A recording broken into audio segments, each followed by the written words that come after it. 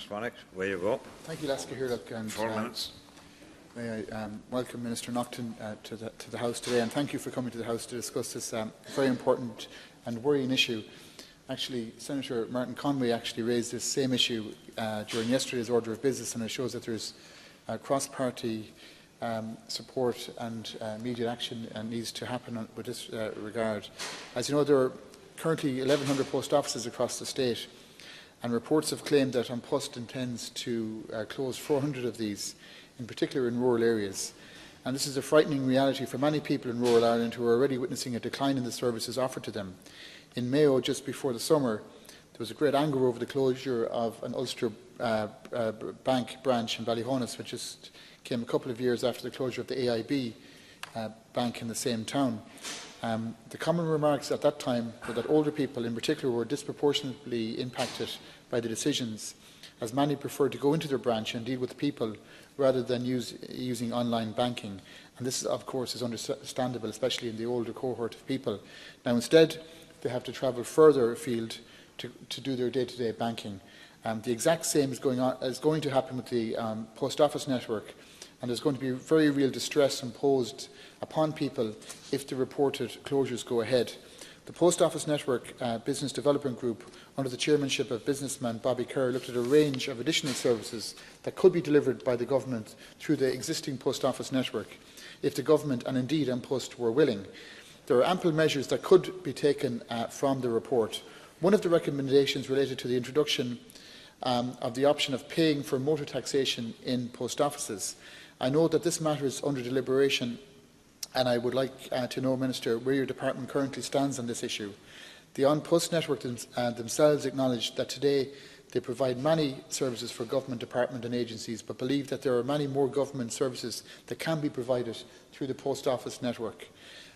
Just the other day, the Irish Postmaster Union General Secretary Ned O'Hara said, and I quote, "The post office network is under huge pressure as postmasters' incomes are falling dramatically. The IPU's aim is to keep as many post offices open as possible, to introduce new services and to develop the network's social function within communities." So obviously there is an appetite to offer new services there, and the network is well established and the infrastructure is in place. And may I commend my Fianna Fáil party colleague, Kerry County Councillor John Lucid, who proposed that the National Driving Licence Service be asked if driving licence renewals could be made available through the post office network. And in his own county, Tralee is the nearest location where one can renew their licence. And for some people, that's a 3-hour round journey. And as I said, certain cohorts of people are being disenfranchised, especially the elderly community. And similarly, in my own neck of the woods in Belmullet, it's at least an hour's journey to Castlebar, 2-hour round trip. If you're in Blacksod, it's a 3-hour round trip. So I think it's something that needs to happen, Minister, and I would like if you would really consider the idea of the National Driving Licence Service being located in the post offices. Thank you. Thank you, Senator. Minister. Thank you, Senator Swanick. It is government policy that An Post remains a strong, viable company in a position to provide a high-quality, nationwide postal service and that it maintains a nationwide, customer-focused network of post offices in the community. However, the Post Office Group lost €13.7 million in 2016, with the core mails business losing over €30 million. The An Post network, as you know, is just over 1,100 outlets, extends nationwide and reaches almost 1.7 million customers. It's the government front-of-office provider of choice for many of our citizens and is seen as a trusted, local, reliable and friendly service. The 4 big strengths of An Post is its strong brand, the fact that the organisation is trusted by the public, particularly older people, and its nationwide network and guaranteed delivery and collections 5 days a week, 52 weeks a year. These strengths have been built upon over the years by the postmasters and postmistresses in conjunction with An Post.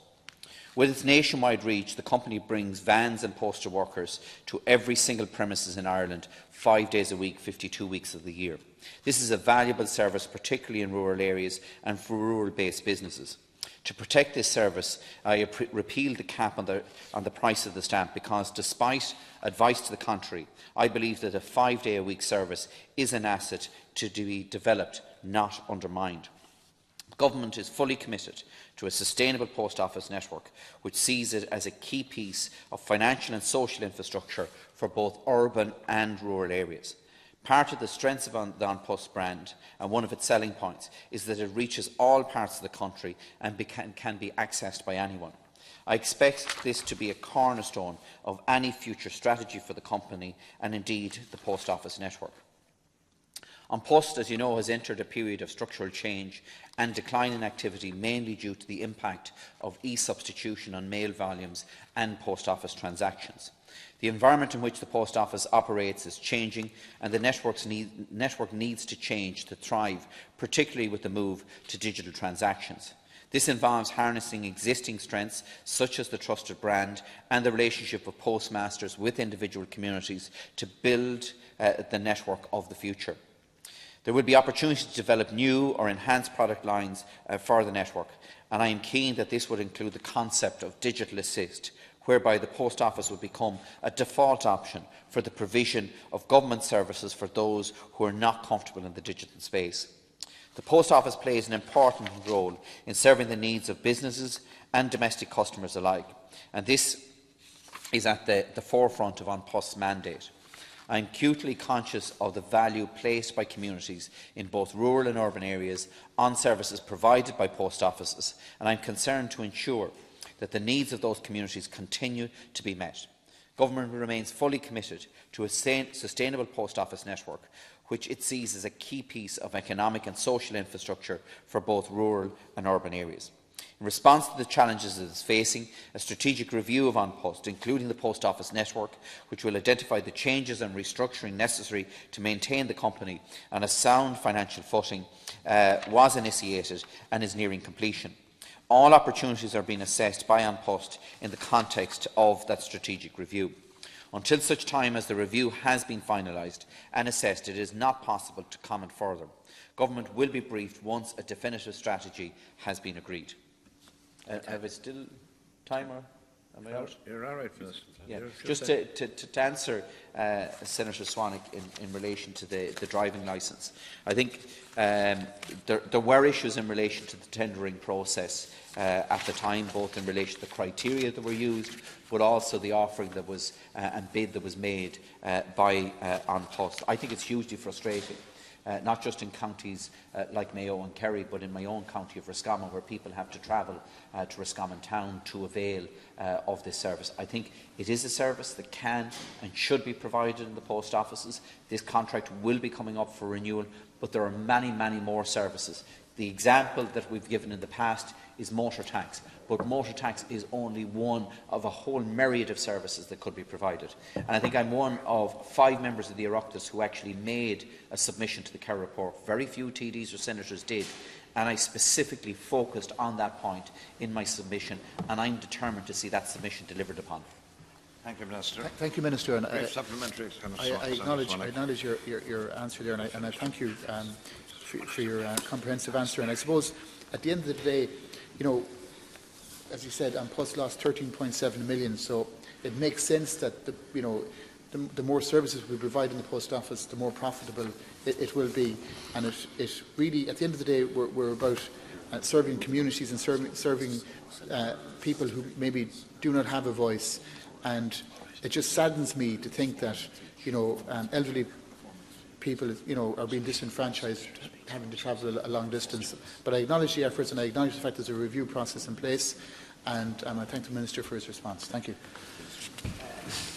Minister. Senator Swanick, I think you've hit the nail on the head, and the perception is that An Post should be a service for older people, particularly older people in isolated rural areas. I disagree with that.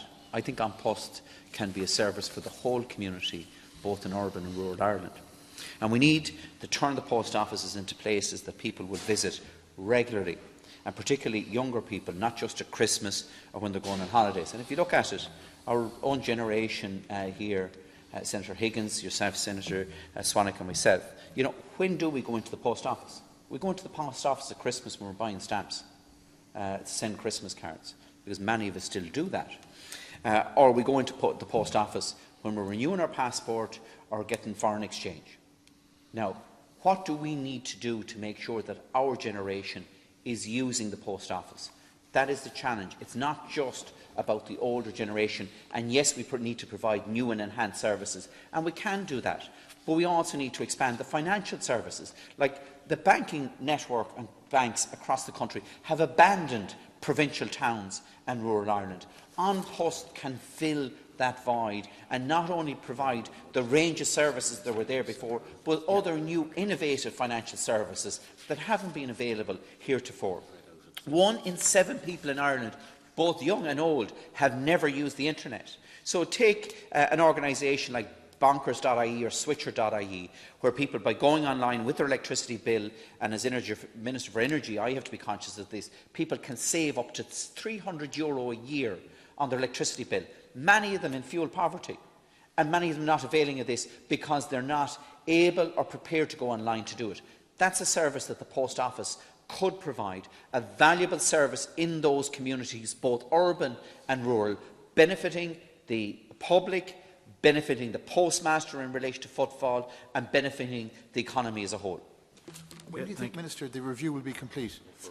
No further questions. The review is ongoing. I expect to receive proposals from the board of An Post quite soon. Once I have those to hand, I'll be briefing the Cabinet and will be engaging directly with the company on that. I have already asked New Era to engage with the company. They've done a complete financial assessment, and that is of huge benefit to me in making the final decisions. Thanks, Minister.